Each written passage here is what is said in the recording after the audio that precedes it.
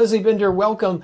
I've tried to incorporate everything you've done into a couple of sentences, so you let me know how I did. Leslee Bender is an internationally recognized fitness educator, creator of the Bender Ball method, and the founder of the Bender Training Academy. She has over 30 years of experience in the fitness industry. She has more certifications than I think I could devote time to today, and she is known the world over for blending science, movement, and real-world application. And I think that real-world application is something that a lot of people don't talk too much about. I just got approached, for example, by a personal trainer who said, I'm newly certified. I don't know what to do when I get my very first client. And I thought, yeah, everybody teaches the science stuff, but where's that real world application? And so that's something that you definitely specialize in. So I'm really happy to speak with you about this today. And one thing I wanted to bring up is, since you have more certifications than I do, I'm embarrassed to say, but that is what it is. What is something that when somebody is getting certified, going through the certification process, that they maybe miss or they could do better? That's a great question, Joe. I feel like you cannot understand the complexity of the human body by textbook. You've got to get into the trenches. So I always recommend to a new trainer is to be mentored by somebody like myself, somebody that's been in the industry a long time and that really understands, the biomechanics of movement, the functionality of movement, because, with all the influencers, again, on social media, etc., I always look at it, are we part of the solution for people having a better life, or are we the cause to injure them? Sadly, in many cases, we're the cause of injuring people. And I hear it all the time, my trainer injured me. Well, what were you doing, and why were you doing that? And I always ask trainers, why are you doing that movement? Why are you telling somebody, for example, to squeeze their glutes? You squeeze your glutes, you can't move the rest of the body. It makes no sense. So a lot of messages I think that are conveyed in our industry are not correct. And I think we train with the fads and what's cute, squeeze your booty, all this crazy, stupid stuff. And we're not really looking at how's my client moving? Watch my client, see where their dysfunctions are. And if you just take a moment and observe and digest, you'll actually see it. But you don't learn that in a textbook. That comes, I hate to say it comes with time, and it comes with practice. I would agree. And you brought up something that I always talk about in classes.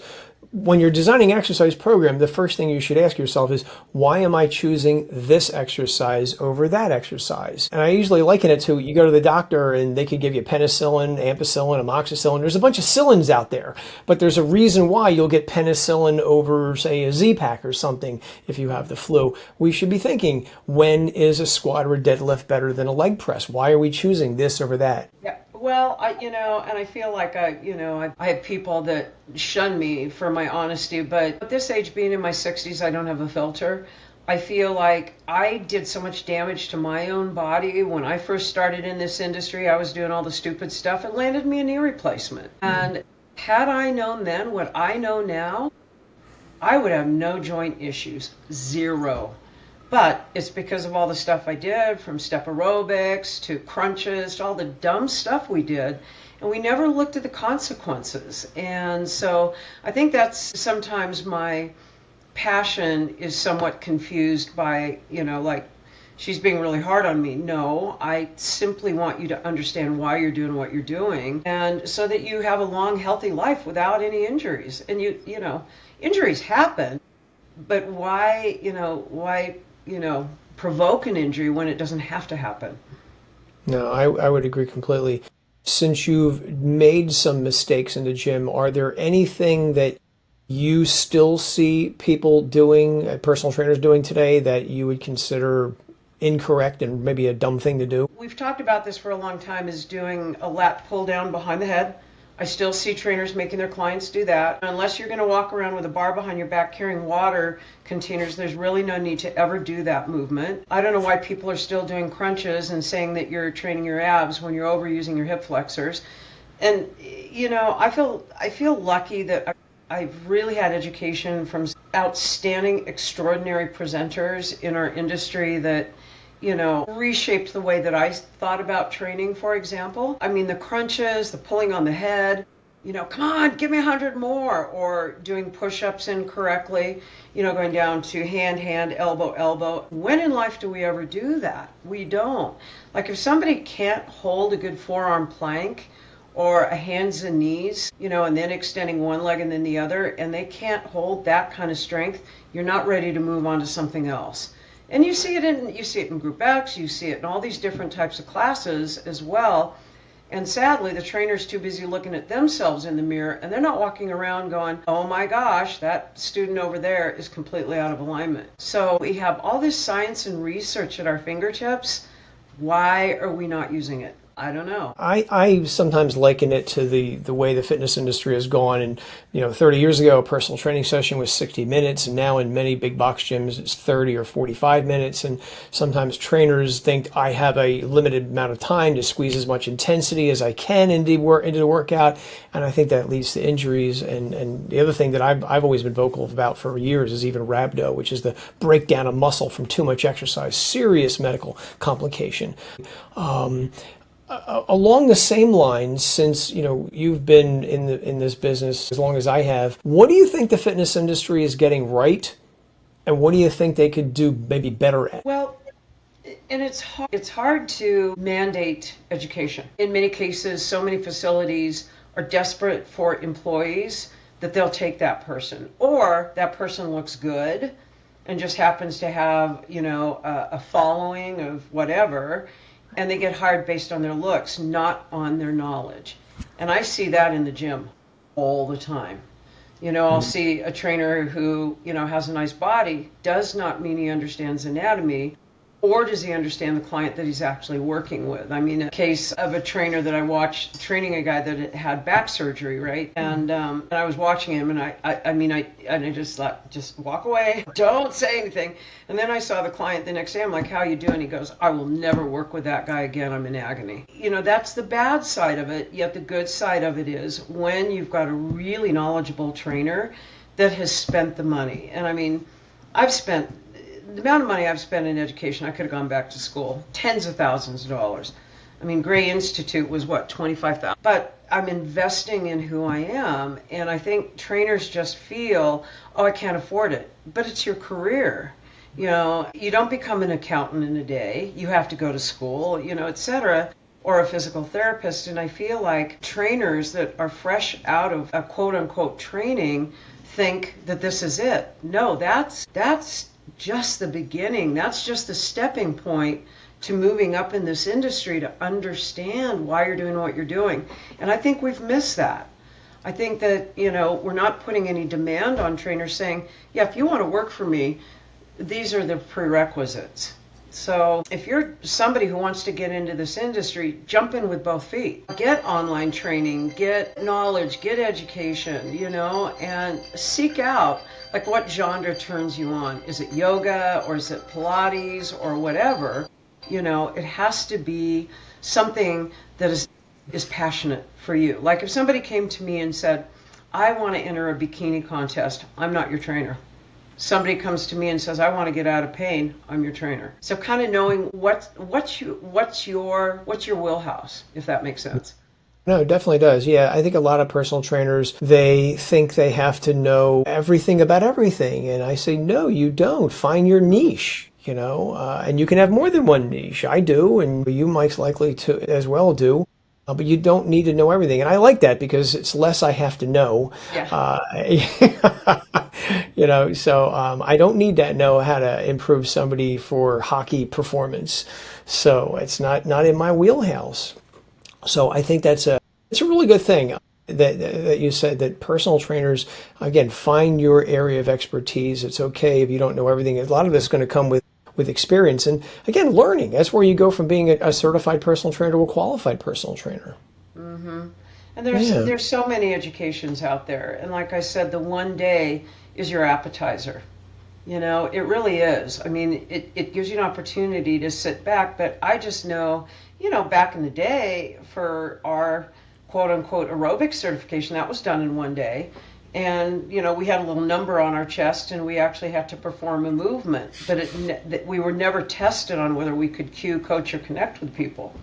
Yeah. And that's a big thing that's missing is your student auditory, are they visual, are they kinesthetic? And feeling out, once again, if you're doing small group training or whatever the case may be, is understanding, did that person actually understand what I was asking them to do? And if they're a cognitive individual, they're not in their body, for example, you have to navigate around what kind of cue can I use for that individual so they actually feel it in their body. And I think it's such a rush to get to the end, we don't understand the journey. So like, again, for example, if you're learning a sport, you want to learn how to play pickleball. Very few people can go out on the court the very first day and master it. It takes time. But after you've got a really good coach, and I've had a couple great coaches in pickleball, that I felt successful, and that brings you joy, that brings you happiness. And I think that goes with personal training as well. But, you see the trainer and, and they're sitting there looking at their cell phone and they're not watching their person actually do a movement correctly. I mean, and yet you're throwing down a bunch of money for this guy not to pay attention to what you're actually doing. I've seen that as well. I've heard that actually some gyms stop personal trainers from carrying their phones with them. They could keep it in their car or locker or something like that for that very same reason. Yeah, because the phones they're like crack. People can't put them away, which is crazy. And again, phone manufacturers don't want you to put them away. That's why they make them so, cool looking and the displays change. It is a challenge. And yeah, I share your frustration with certifications. Again, even with as you know, I teach for AAAI as well, which again is a one-day certification. And one of the things that I have seen over the years is people will walk in and I'm like, well, did you study? Some of them will say, no. I'm like, you studied for every test ever, your driver's test. Why wouldn't you study for this? If you think you're going to pass the AAAI test just walking into that class, it's not going to happen. It's a tremendous amount of exercise science. And I'm covering research that isn't even in the book and real life stuff. You cannot absorb it all, no matter who you're going to, AAAI or whatever, name your certification. Just because you have a paper doesn't make you qualified to be a trainer. Does not make you qualified to be a trainer. You have to put the time in and enjoy it. I mean, if you got to supplement your income, whatever you're doing, I mean, whether you're like a barista at Starbucks and you've decided you want to get into training, awesome. Take the time to learn. And like I said, let them mentor you. Somebody that you respect, somebody that has a crazy amount of education. And if you have to pay them a bit, do it. Or become an assistant to a trainer, and that way, like I've got a kid right now that wants to, he goes, oh, I want to be a Pilates trainer. I said, well, when have you done a Pilates reformer? And he goes, I never have. And I'm like, well, that's not, I said, unless you take a Pilates a year from me. He goes, I have to commit a year. And I said, yeah, I'm not going to certify you unless you take classes from me for 1 year. There's 500 exercises on one piece of equipment, but you are not going to understand in one session. Yeah, I think there's definitely something for shadowing or mentoring or apprenticing under somebody who's been in the industry for a long time. It's definitely not something I see often. I know some gyms will mandate that trainers shadow a more experienced trainer for a period of time, which I think is a great first step.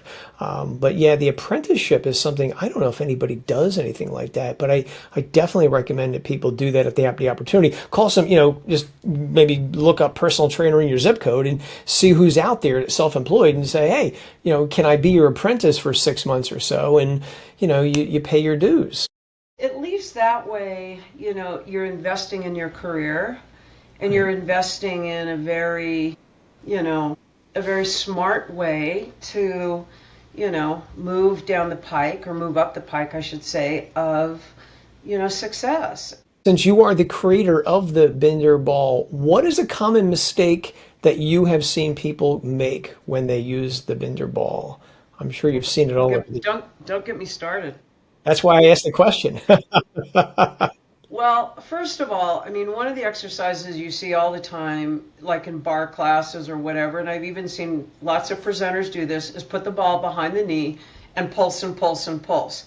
Well, to me, the best exercise, if you really want to strengthen and lengthen the hamstrings, is a deadlift. So why would you put the ball behind the knee and shorten the living crap out of the hamstring? The hamstring sends the knee in gait. It decelerates us from falling on our face. So a short, tight hamstring leads to massive dysfunction in our body. That's one. Number two is like holding the ball and doing crunches with it instead of putting the ball behind the low back. We did the research at Loma Linda University under the directorship of Dr. Petrosky in the PT department that placing the ball behind the lumbar spine is 408% higher activation of the core than doing crunches or the Swiss ball. So I can tout that science because it's there. And I think people just, what I see happening, and again, this is at the conference, this is everywhere, I'm bored with it, and I'm just going to use it as a silly prop as opposed to actually using it the way it was meant to. I mean, it would be kind of similar to some of the crazy stuff you see people do on the Bosu. And again, you want to pull your hair out because you see, it says right on there, don't stand on the flat side. But yet people are doing it all the time. I saw some people doing it in a class the other day. One person flipped off of it. And again, I think instead of trainers or instructors thinking of, I'm going to think of all the ways that I can use the ball correctly. If I really want to ramp up the intensity, like this kid, I'm going to put some handheld weights in his hands. Now this kid, if you look at him, cover the book, looks really fit. He's got nice lean abs. The minute I put the ball behind him and he held the weights up, he started shaking like crazy and he goes, "What's wrong with me?" I said, "You're weak." I said, "You've been doing crunches and all you've done is shorten the front of your body. I'm asking you to lengthen your body with support. And basically your proprioceptors are going, holy crap, I don't know what to do right now." So with that being said, there's a lot of really dumb exercises done with the ball. And sadly, there's nothing I can do about it. I mean, my name's on it. So I always have this sense of responsibility going, no, don't do that, because that's not what it was ever meant to be, right? And so all I can do is when I present at these conferences and hopefully have some of the people in my class that maybe attended that other class and say, this is how you use the ball.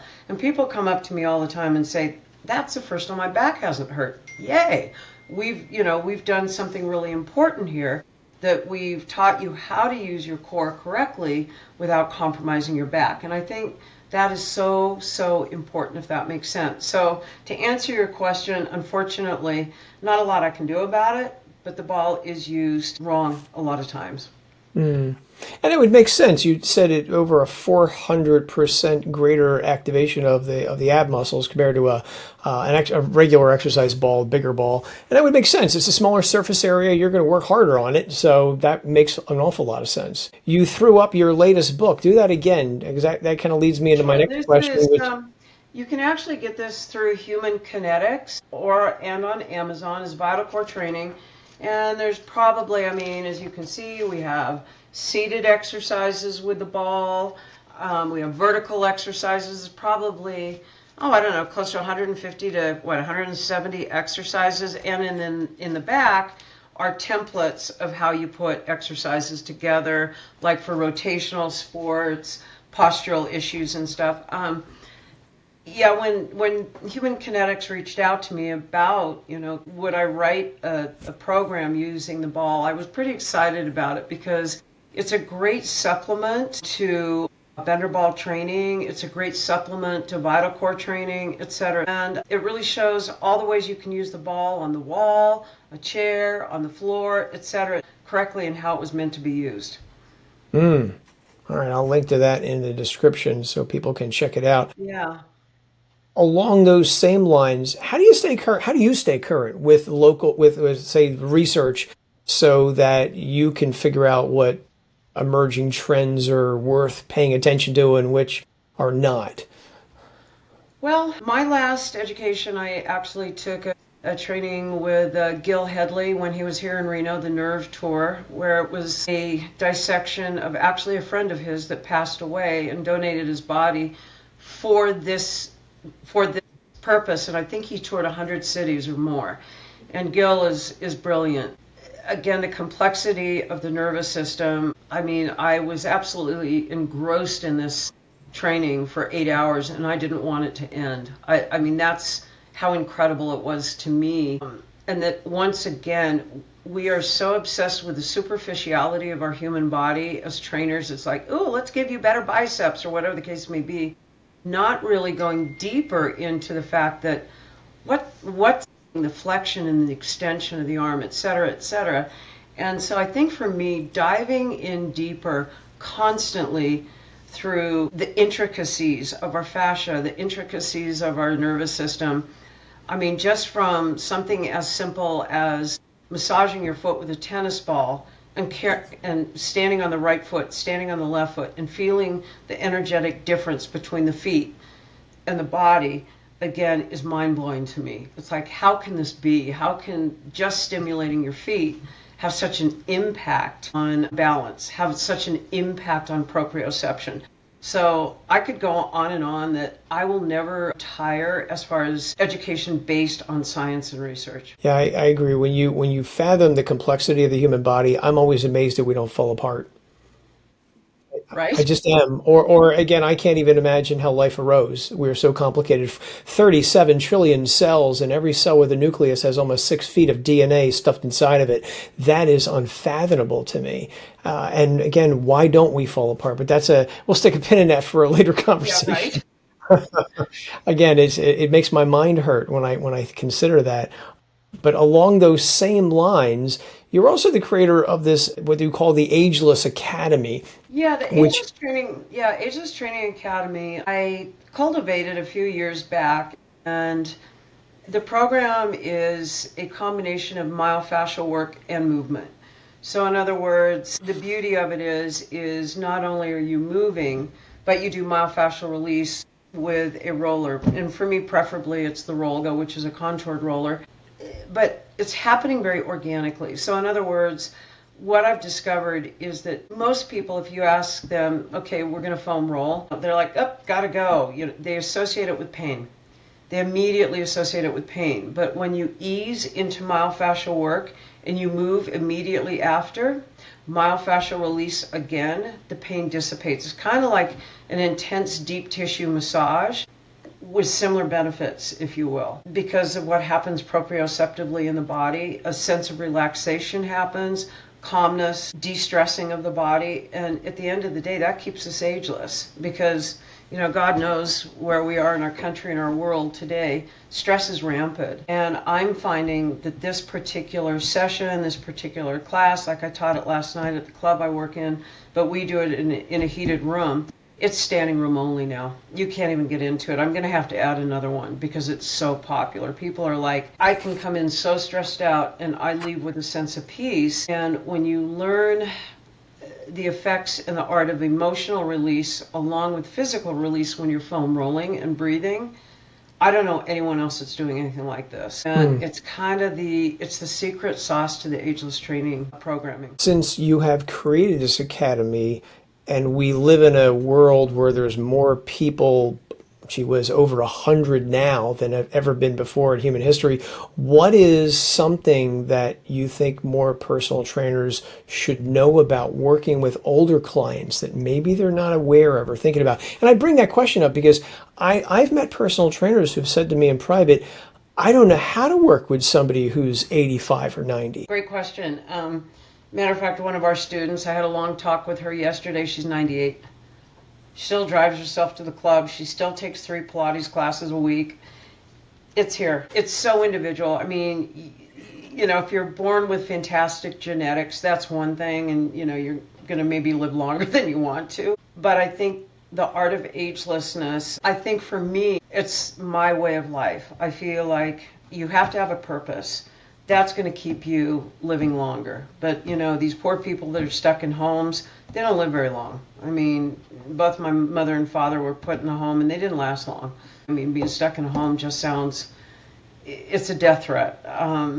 It's to where the individuals like in the blue zone that are still hiking, they're still working, they're still playing, they still have community, et cetera, are living to be centurions. And I think the common thread there, of course, is more of a plant-based diet. And I've been plant-based now for over 40 years. And I think that our nutrition, and that, of course, is a whole different subject. And, I'm sure you've done interviews with people on that, and you'll get a lot of pushback with people who are like, you should only eat meat. Yet I know somebody that just dropped dead that was only eating meat of a heart attack. So I think there has to be balance, and I never put on anyone my choice of nutrition. It's my choice, and if I choose to eat a bag of spinach a day, that's my choice. And I don't put that on someone. I think we can, advise, or we can, we can suggest. We can suggest this might make you feel better. But unless I feel you are a licensed nutritionist and you really have, once again, done a lot of research and study on, quote unquote, the benefits of whatever diet that is, we have to be very careful of what we tell people. Because when you think about it, your students think you know everything, and yet we don't. So we have to be very careful. But part of the Ageless programming is meditation, is getting enough sleep, is staying hydrated, is a more plant-based diet, is a more, nutritionally an anti-inflammatory modality of living. And when I had my knee cut in half with a knee replacement, the only pain med I took was I took a couple ibuprofen. That was it. And the doctor's like, oh my God, how are you getting through the pain? And I said, through plants. I'm doing it. I am juicing every day. I'm doing my turmeric. I'm doing my ginger. And he was so impressed. He's like, oh my God, no one's ever done that before. And I said, you can have your Oxycodone back because I don't want it. I never want to take that stuff. So I think that, again, it's a bit of an uphill battle, especially now that produce is crazy expensive. It makes it more difficult for people to be healthy. Yeah, I agree with that. I wonder why, and I've been on this soapbox for years. Why is Batman not on broccoli and Spider-Man and Superman not on bags of spinach? And why aren't we subsidizing healthy foods like we do, the chicken industry and, big meat and all that stuff, unfortunately. Money. It's all about money. All money. Yeah, well, yeah, it's a problem. Hopefully we'll see what happens. But yeah, again, you just quoted somebody who comes to your gym. It's in the late 90s. My grandmother lived to 104, and I remember that lady dancing at her 100th birthday. And one of the things I do say to personal trainers, when you are working with somebody who's that old, they have great stories. Listen to them, because you may be the only person who they come in contact with. My grandmother outlived everybody, her children, her husband, etc. And you may be the only person they see on a regular basis, and that social connection is really important for longevity and quality of life. So, yeah. So there, and again, you don't need to do, 3 sets of this and 3 sets of that with somebody in their 90s. Not necessary. My favorite study, 15 minutes of walking increased average lifespan by 3 years. It's one of my favorite studies in the whole world. And again, I wish that we get out to the trainer community more. You don't need to do a lot with an older I look at a gym is maintenance. It's maintenance. Like if you want to play with your grandkids, learn how to pick up a medicine ball or something correctly. Pretend that's your grandchild. So if we create a conscious movement for a subconscious result, we create magic. But I mean, again, some of the machines that are in gyms, biomechanically, they're there to make your muscles look pretty, but they're not functional, So that's a dichotomy is in it of itself. I agree. A few years ago, there was a commercial I saw on YouTube. I think it was from another country. It wasn't here, where an older man is trying to pick up a kettlebell, and all the neighbors are looking at him. What's he doing? Why is he doing that? He's there every day, and pretty soon he can lift the kettlebell up. I saw that. That is the most wonderful commercial, and he's training to lift up his grandchild. Why don't we do that here? It is the most heartwarming commercial. I would encourage, and I will. I've seen it. Well, keeping in mind, we're creating this interview right now. Who's to say that once again you could do that again? You could, find a client that's older and have them do it over and over and over again, and then have them, again picking up their kid or doing something like that, and say, this is why I do what I do. And then we're creating functionality. What do you think of the word functional, by the way? Because I've thought it's been misused for decades. I've seen people literally do a squat with a barbell on a big exercise ball and call it functional. I'm like, no, it's not. I would It's say just, rather, why don't we replace the word? Instead of functional, how about applicable? it's a much better word. Applicable training. Matter of fact, I'm going to write that down. You should.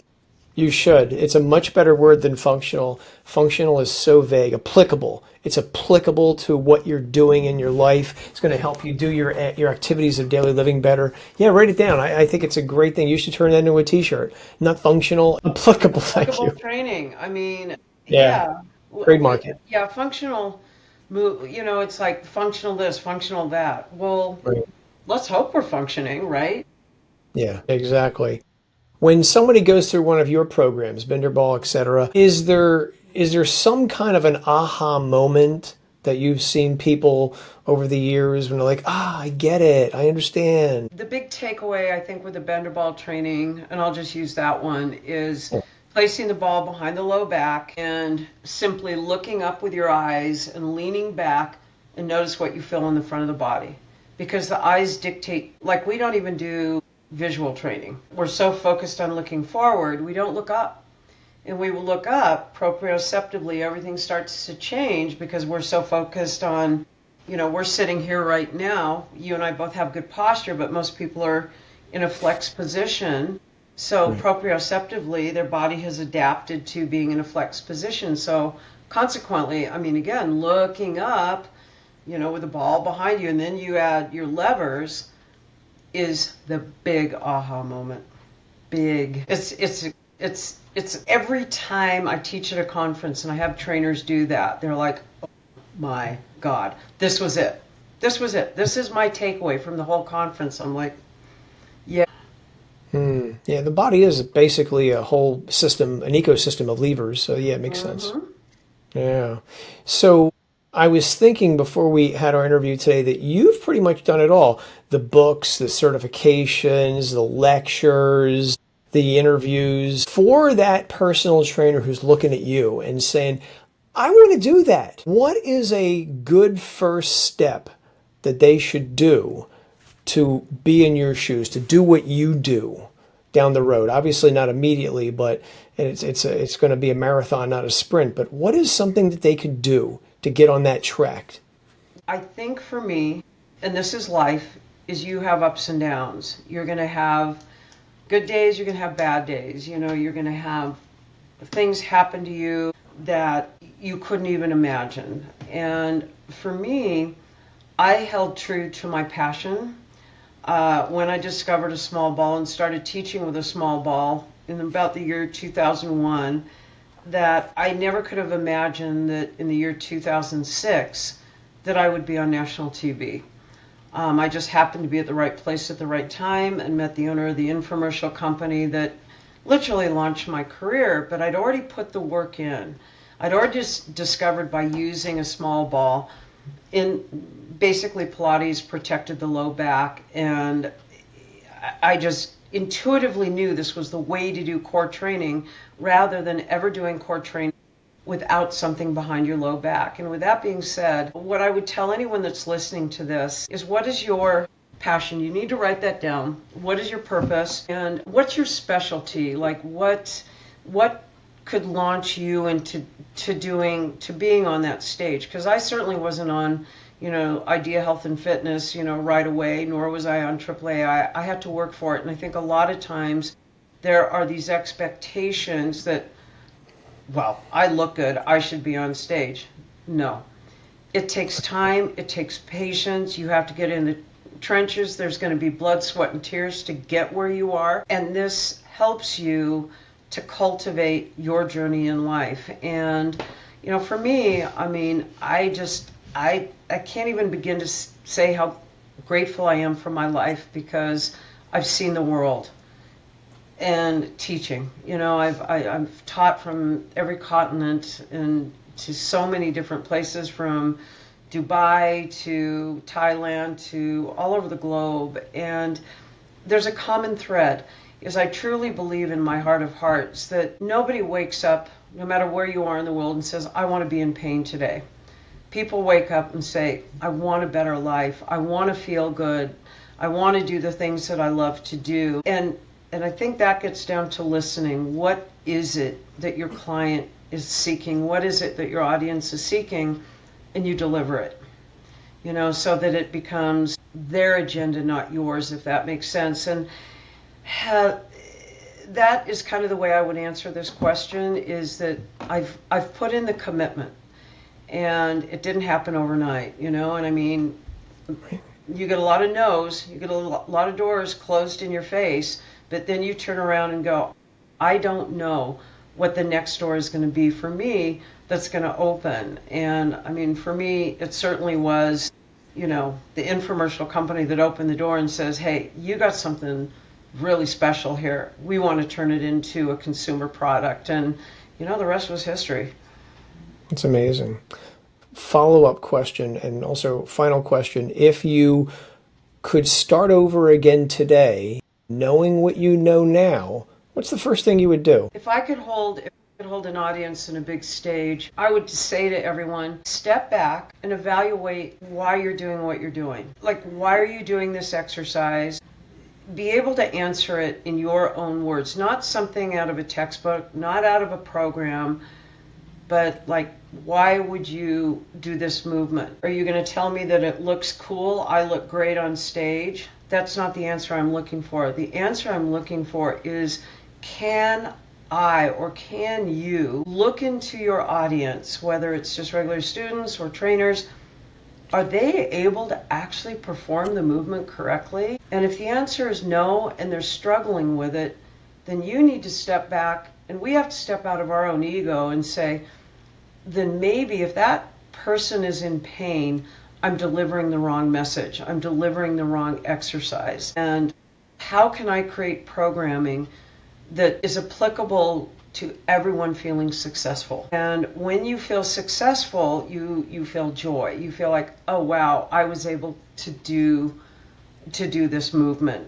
and I think that we feel like we have to wow people with exercise or with programming that is actually unobtainable. We're not really looking at what people actually need, and people are pretty sedentary for the most part. And just getting them to be able to get up and get down and stretch and move. And my final example would be this, and I think it really answers this question more than anything, is I had an elderly couple when I was living in Florida that I was training. And they were a referral from a very well-known speaker. He said, I think you're the right trainer for them. And to get this lead was a big deal for me. And so I walked in, and they're both hunched over and they're frail. And so we just started slow. And, they were going through the movements, they were going through the motions, they were listening to me. And I thought, there's no joy here. There is no fun happening here. Nothing is lighting their fire. So I thought, okay. So I had them start throwing the Bender ball back and forth to each other. And it's a soft ball, right? So they started throwing it back and forth. They were doing okay. And then I said, all right, you need to challenge each other. Add a movement onto it, like maybe do a little squat or do something with the ball and then throw it back and forth, And then you have to start adding on. So now we're adding a little neuroplasticity into their training. And I got to tell you, by the end of 6 weeks of doing this, I felt I had 2 Olympic athletes, because they were throwing the ball back and forth to each other. I mean, really throwing like 2 young kids, not thinking about whether am I doing a squat correctly, but I am moving, I am balancing, I am catching, I am throwing, and the ball comes back to when we were all kids, we could relate to a ball. And that was one of my biggest aha moments as a trainer. Now I apply that in all of my trainings. At AAAI, I had people throw the ball back and forth to each other, and it's like, all of a sudden, you've made communication with someone else. You're now their partner. You're in this together, and you're having fun, and you're doing something extremely applicable to life. That's catching, that's throwing, that's balance training. Because you can go into active aging programs. It's like, all right, we're going to balance on your right foot for 60 seconds. Ready, set, go. That doesn't apply to me if I want to go out and play pickleball, throwing a ball back and forth. Yeah, now you're getting reaction. Now you're doing something that is going to help you be better at what you do. And then kind of to end this story, they were gone for a long period of time. And by the time they came back, I had kind of moved on to something else. And I saw the wife. Matter of fact, she was going to the same physical therapist facility that I went to, and she walked in, hunched over all over again, and, crippled over. And I said, "What happened to you? What happened to what you were doing?" And she said, "Well, without you, we didn't want to do it anymore." And all that work that we had put in, and of course when we age, dissipates quicker than when we're younger. And it so saddened me to see her back in that stage of life again. And they didn't live in the same facility, so they didn't have accessibility to a gym. But it made me realize that you have to keep up with everything. And if you don't, it's a spiral downhill. And this is why people live into their hundreds. They're still walking, they're still active, they're still doing things. And I hope that for everyone. I hope it for myself. I hope it for you. Motion is lotion. Body motion stays in motion. Body at rest stays at rest. Yeah, how is that saying? Structure without function is a corpse. And let's see, structure without function is a corpse, and function without structure is a ghost. It's a good way. Don't ask me to repeat that. No, it's a great story, and it reminds me of my other favorite study of they took people in a nursing home, and I think for 1 month they had them do a leg extension with like tiny little ankle weights, and 1 month 100 stronger, balance improves, walking speed increases 50, no longer need canes and walkers anymore. They leave the nursing facility for a month, they go back to do their own thing, they come back a month later, they're 30 weaker, they're back on the canes and the walkers again. Got to keep doing it. Got to keep doing it. Well, I hope I answered everything, and I mean, my conclusion is find your passion. Is it really something you want to do, or are you just doing it to do it? It's got to be here, man. Otherwise, it's not an industry that is going to be right for you, first of all. Second of all, get educated. Find somebody that you can, work under if you're new in this industry. Never stop learning. There's so much great education. There's AAAI. There's so many good programs out there, and invest in yourself, and it will pay off. I agree. Leslee Bender, this has been a great time. I really appreciate your wisdom, and I can't thank you enough for your time. Thank you so much. I think you'll probably give everybody, if they need to reach out to me via my email, please share that with them. And I'm always around to answer questions. I mean, that's what I like to do. So thank you so very much, and I look forward to seeing you all in the very near future.